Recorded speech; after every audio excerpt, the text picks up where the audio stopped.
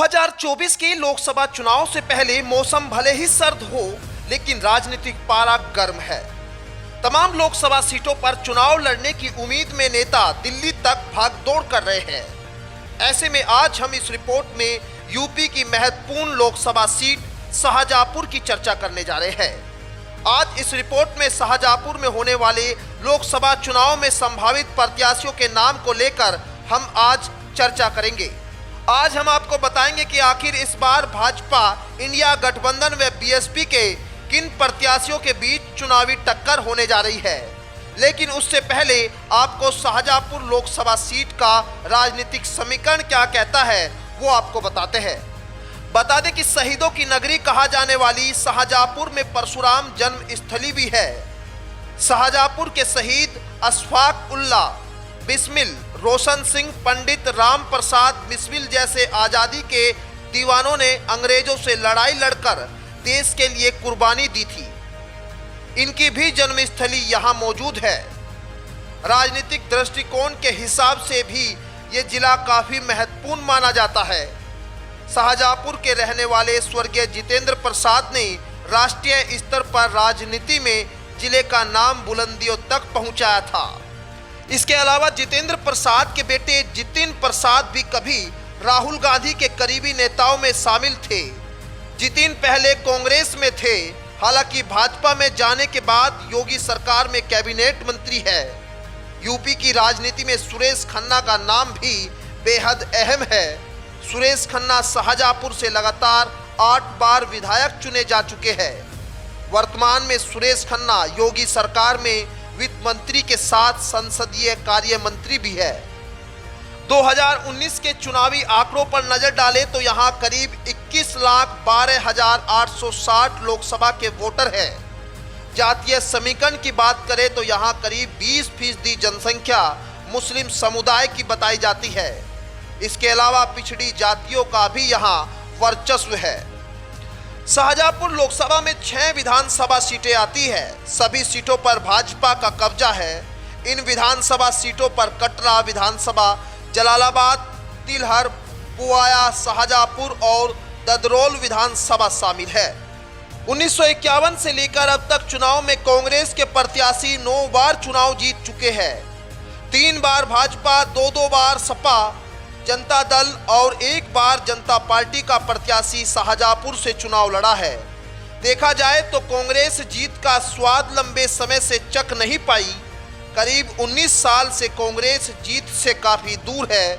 इसी तरह से देखा जाए तो बसपा का अब तक खाता भी नहीं खुला। यूं कहें कि बसपा सांसद का यहां सूखा पड़ा है। हालांकि सपा ने जरूर 2 बार जीत हासिल की है। शाहजहांपुर में भाजपा के अरुण कुमार सागर मौजूदा सांसद है। इसके अलावा योगी सरकार में 3 मंत्री भी इसी शहर से आते हैं। तीनों मंत्री यूपी की राजनीति में अपने आप में एक बड़ा नाम है। शाहजहांपुर में पहला चुनाव 1952 में हुआ था। उस वक्त शाहजहांपुर में लोकसभा की 2 सीटें होती थी। एक सीट से कांग्रेस के गणेशी लाल और दूसरी सीट से रामेश्वर नवेटिया ने चुनाव जीता था। 1957 में भी 2 सीटों पर लोकसभा का चुनाव हुआ और तब एक सीट से कांग्रेस के नारायण दीन और दूसरी सीट से सेठ विशन चंद्र ने चुनाव जीता। 1967 में कांग्रेस से पीके खन्ना, 1971, 1980, 1984 में कांग्रेस से जितेंद्र प्रसाद चुनाव जीते। 1996 में राममूर्ति सिंह वर्मा कांग्रेस से सांसद बने और कांग्रेस से 1999 में भी जितेंद्र प्रसाद चुनाव जीत गए। वहीं 2004 में जितिन प्रसाद ने कांग्रेस के टिकट पर चुनाव लड़ा और वो भी चुनाव जीते। इसके बाद 2009 में सपा ने मिथिलेश कुमार को प्रत्याशी बनाया और मिथिलेश कुमार 2009 में चुनाव जीत गए। 2014 में बीजेपी से कृष्णराज चुनाव जीती और उसके बाद 2019 में अरुण कुमार सागर यहां से लोकसभा का चुनाव जीतकर संसद तक पहुंचे। ये तो हुई शाहजहांपुर लोकसभा सीट के राजनीतिक समीकरण की बात। अब एक नजर शाहजहांपुर लोकसभा सीट पर होने वाले संभावित प्रत्याशियों पर डालते हैं।